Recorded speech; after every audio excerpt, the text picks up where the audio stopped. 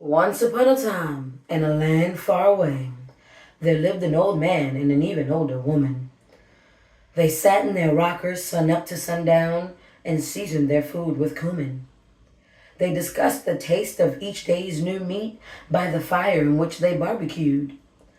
They talked about how nights had gone worse and old age made it harder to pursue. The meats they ate were hard to catch now that they both gone geriatric. They let out some giggles about how they nicknamed this one catch Patrick. Patrick was shaped like the star from SpongeBob, both exclaimed when they saw him.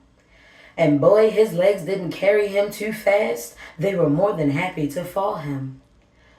He was such a big feller, they ate on him for at least a few days. An arm here and a leg there, cooked at least 4 different ways.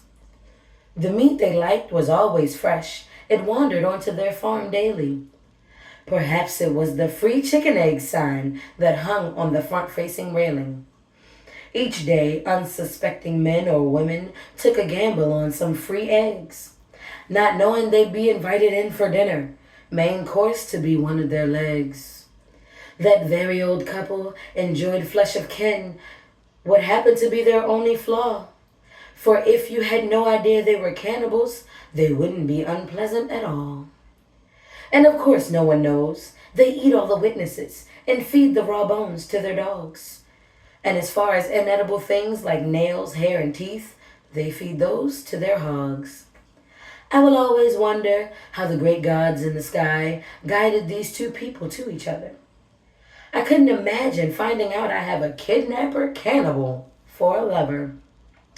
How long have the two been a part of this gruesome lifestyle choice? Do they think about the people they've killed, or do they have no remorse? They say they butchered their victims in the basement. They say they like to leave them alive. They say they use a snake venom to keep them from screaming while watching with their own eyes. It's ruthless what this old couple calls feeding themselves naturally. Let them tell it, they will say, and I quote, "It's really quite healthy, actually." To live in a household this way can drive a person mad, especially if it wasn't something you choose. To know and be starved until you live like them, your mind is something surely to lose. Can you imagine them having children? Can you imagine the children finding out? I assure you the children would have to be locked away, never to scurry about. Children get older. They learn the wrongs of their parents' evil way. The children would learn different things from outsiders when they play. That's when the abuse would begin for the youngsters, starvation and drugs to keep them compliant, giving them the bare minimum of any and everything to keep the youth reliant. You share stories when you're in holding, trying to get into a psych ward before they close. I had a brother. We both hung ourselves in the basement.